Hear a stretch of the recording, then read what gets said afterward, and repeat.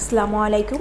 ডাল বাটাবাটি ঝামেলা ছাড়াই ঘরে তৈরি করুন বেসনের পেঁয়াজি, যেটা খেতে যতটা মজাদার ততটাই ক্রিস্পি।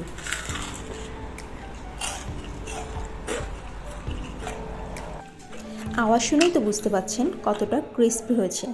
তো এখানে পেঁয়াজি বানানোর জন্য আমি 1 বাটির মতো পেঁয়াজ নিয়ে নিয়েছি।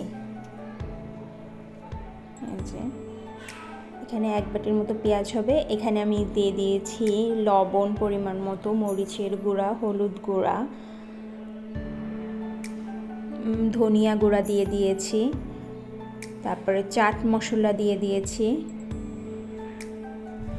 এখানে চাট মশলাটা দেওয়ার একটু চেষ্টা করবেন। রসুন বাটা দিয়ে দিয়েছি। সবগুলো মশলা দিয়ে আমি পেঁয়াজের সাথে হাত দিয়ে ভালোভাবে মাখিয়ে নেব। এবার আমি দিয়ে দিচ্ছি 1 চিমটি পরিমাণে খাবার সোডা। এখানে কিন্তু বেকিং পাউডার দেওয়া যাবে না, খাবার সোডাটাই দিতে হবে। এবার হাফ বাটির মতো বেসন দিয়ে দিলাম, দিয়ে আমি হাত দিয়ে ভালোভাবে মাখাবো।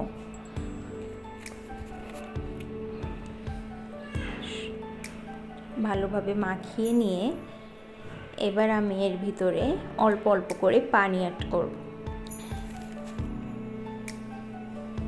পানিটা এখানে হঠাৎ করে বেশি দেওয়া যাবে না, অল্প অল্প করে অ্যাড করতে হবে আর হাত দিয়ে মাখিয়ে নিতে হবে যেন একটা আঠালো ডো তৈরি হয়। এবার আমি চ্যাপটা চ্যাপটা শেপ দিয়ে গরম তেলের ভিতরে পেঁয়াজিটা ছেড়ে দিব।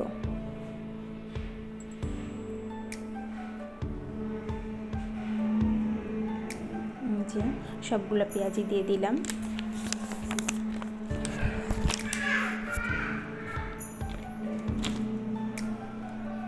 পেঁয়াজিগুলো এপিট ওপিট ভালোভাবে লাল কালার করে ভেজে নিব।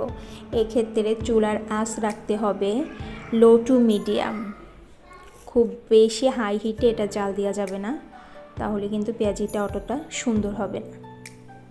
তো এই তো হয়ে গেল আমার পেঁয়াজি।